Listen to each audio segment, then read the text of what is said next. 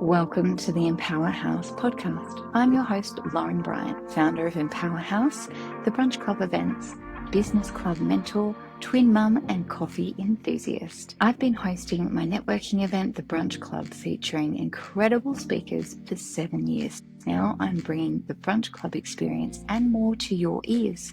Come and join the community. Find us on Instagram at empower.house.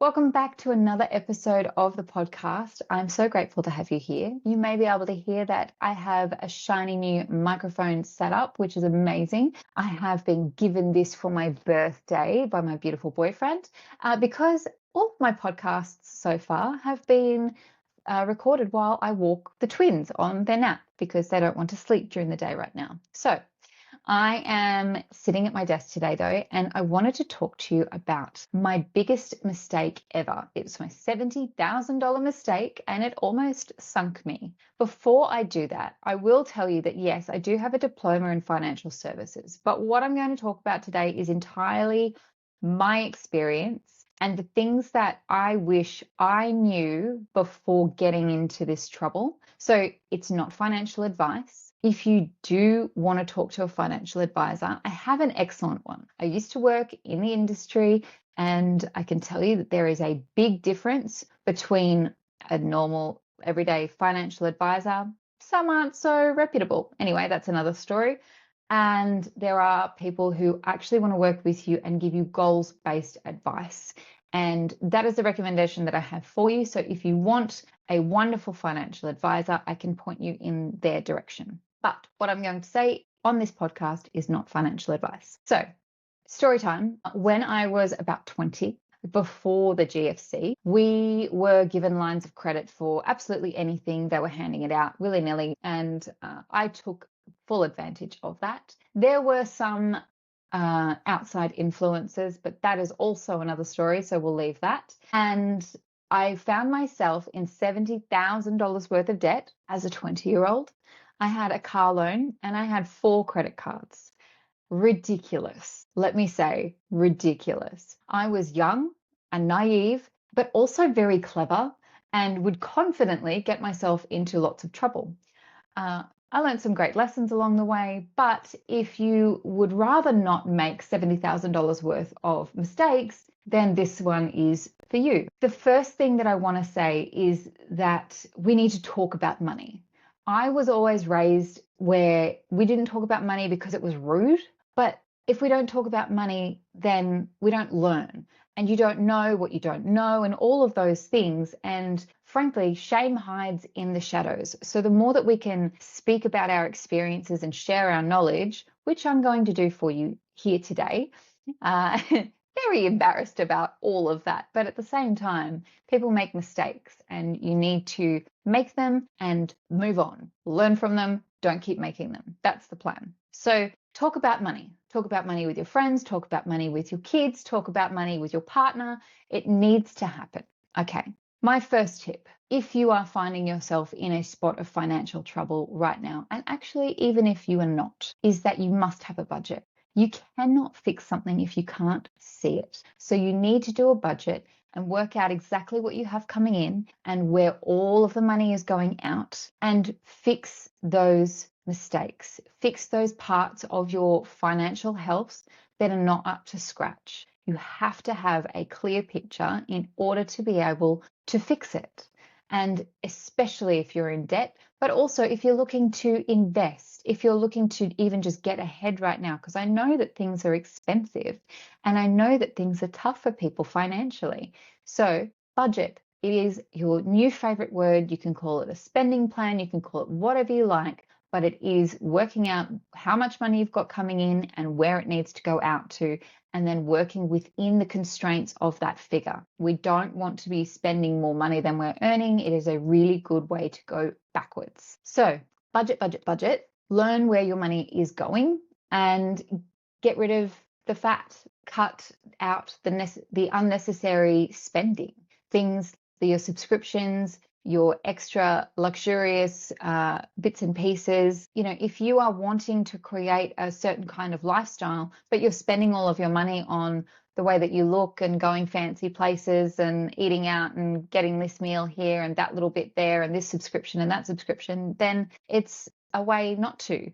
I think a little bit of sacrifice up front can save you a lot of hurt down the line, but also set you up to be in a better position where you can go and do those things. And if it's within your budget, then go right ahead. You should have some money there to play with because, I mean, it's money. You can't take it with you. It's there to enjoy. But what we need to do first is become financially literate, because it took me a long time to do that.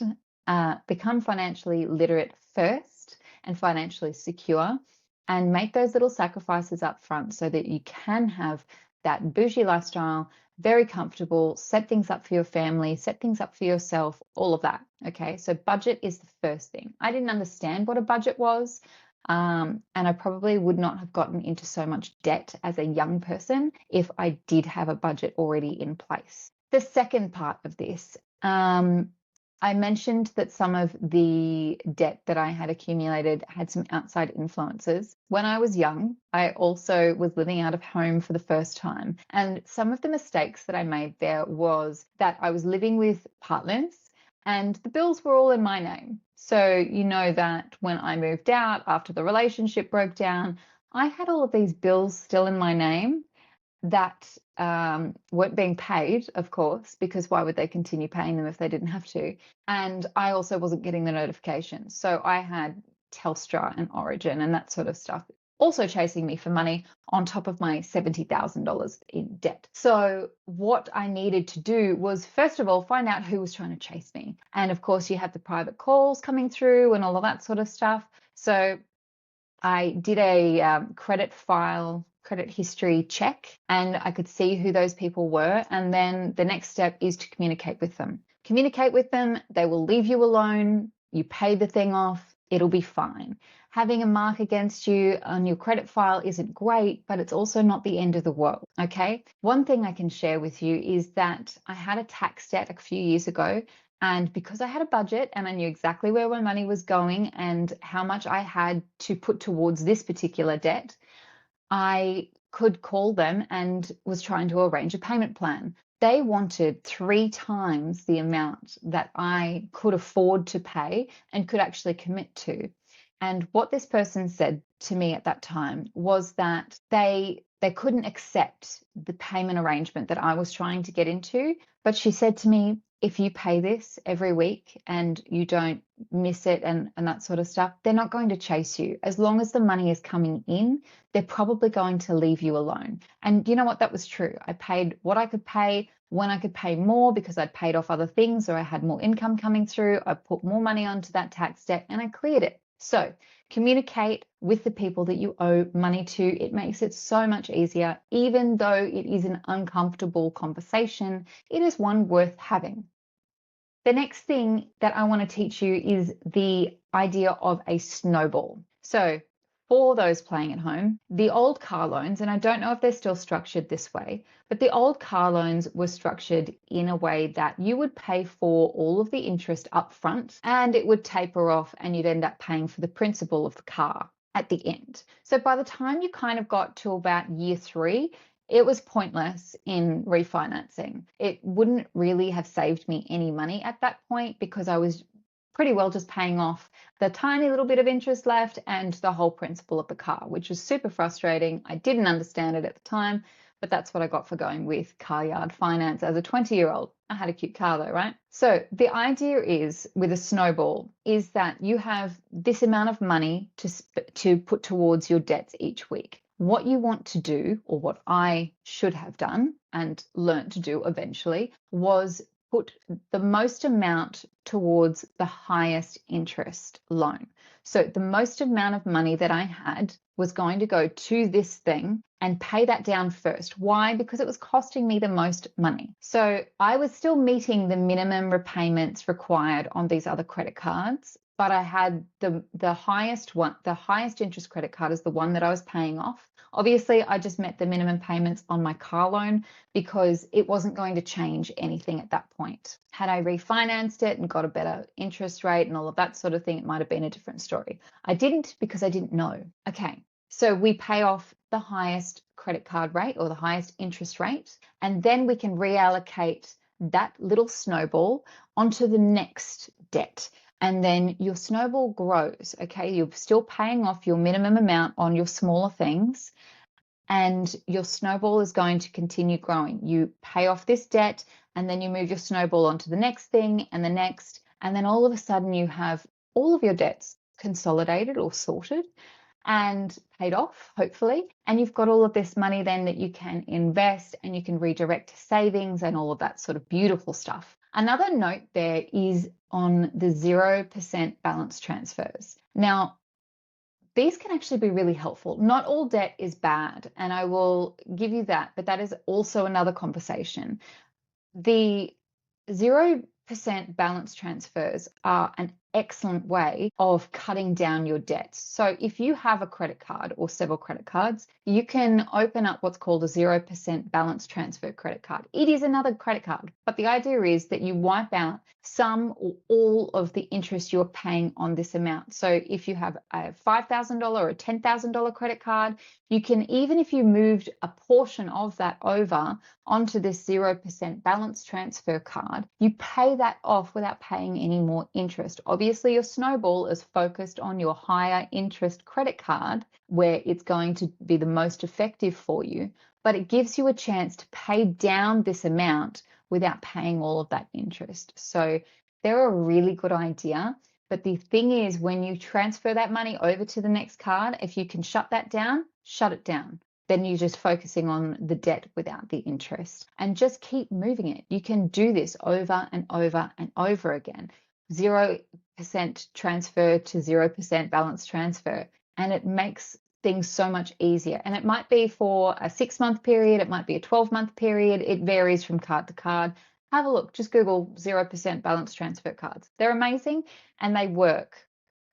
We did this within the family a few years ago after we bought a car, another car, not me personally, but anyway. And we had the whole car loan moved onto a 0% balance transfer, which meant that we didn't pay all of that interest on the car, which was fabulous. It made such a big difference. And instead of paying off the car loan over 5 or 7 years or whatever it was going to be, it was paid off in 2 years, which is pretty great when you are talking about buying a car to own it rather than leasing them and changing them over all the time, because that's another strategy altogether. Okay, the next thing that I wish I knew was that I needed a financial advisor. Okay, I have done some study. I have worked in the industry for a hot minute. There is a big difference between a financial advisor who is interested in giving you goals-based advice and interested in your best interest, and someone who's just trying to build their books to sell them off, which is illegal. It's not a good practice. It shouldn't be happening. But anyway, people do that. So there's a big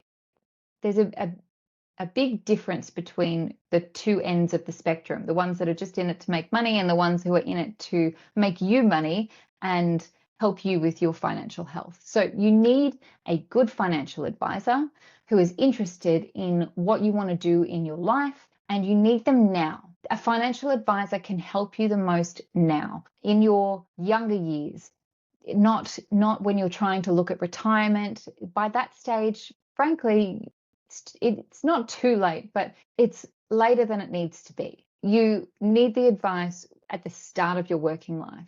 You need the advice before you buy your homes, before you get into all of these investments and stuff. You need a professional on your side who can tell you this is the smartest way to go for that. Okay, somebody who has a bit more of an understanding of the whole arena. You can learn a lot on YouTube and Google and all of the things, but go and see a financial advisor.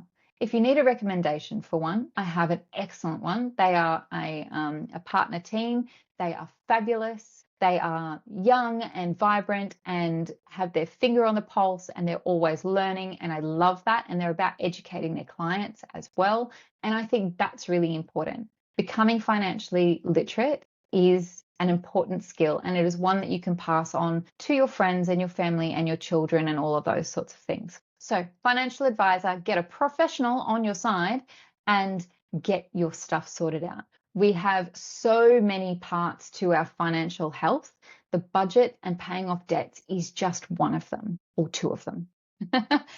You also have your superannuation and all of your insurances and your investments and all of those sorts of things. But what you need is somebody who can put all of that together and give you advice on what the next steps should be. So get a professional on your side. This is a non-negotiable. You need a financial advisor. And I just want to come back to talking about money. I feel like there's a big shift in a lot of things, and social media is great for this because it has opened up a lot of conversations that we weren't having before, or you maybe were only having after a few beverages, at 3 o'clock in the morning with your mates, and goodness knows what else you were talking about. So it's nice to have real conversations and have them openly. So please talk about your money. Please talk about it with people. Please have those conversations. Please open the conversations because you never know how someone is feeling. I can tell you that I hid this part of myself for a really long time. I am still semi-embarrassed about it, but at this point, anything's fair game. Honestly, I've made the mistakes, I've learned the lessons, and I am interested in sharing those lessons with other people so that they don't make the same mistakes. I have quite literally lived through all of this. I can tell you that I bought a house off the back of being in all of this debt. I paid off all the debt and got to buy a house. Full disclosure, that happened because I had paid the debts off to such a point that I only had about $20,000 left, but I had a big car accident. There was a massive car accident. I went through 9 years of chronic pain, which was pretty unpleasant, but I also got a payout from that. By the time Medicare and my solicitor took their chunk, I didn't have that much left, but it was enough for me to have a deposit to put down on a house. I mentioned that I had marks against my credit file at that point. That didn't help. It didn't stop me from getting a mortgage. I did pay for it, quite literally. My interest rate when I bought my house was 11.5%. Ouch. I was paying this huge amount of mortgage, and then there was still body corp and all of that sort of stuff on top. But I was in and I had my house, and I still had some savings left, but not a whole lot. That car accident and that payout did help me do what I wanted to do, which was get into the property market. But all it did in the sense of achieving those goals was that I did it faster. It sped up my timeline. So yes, it was easier to have a house deposit because I got this payout from this big car accident. Would I still choose to have the car accident? Probably not. But it meant that I had done this a little bit faster. Otherwise, I probably would have done that a couple of years down the track. So that is my episode for today. Thank you for joining me, and I hope to see you again on the podcast next time. Bye for now. Thank you so much for listening to this episode of the podcast. If you enjoyed it, please send this to somebody who you think will enjoy it too. Don't forget to leave a review so I can reach more people just like you.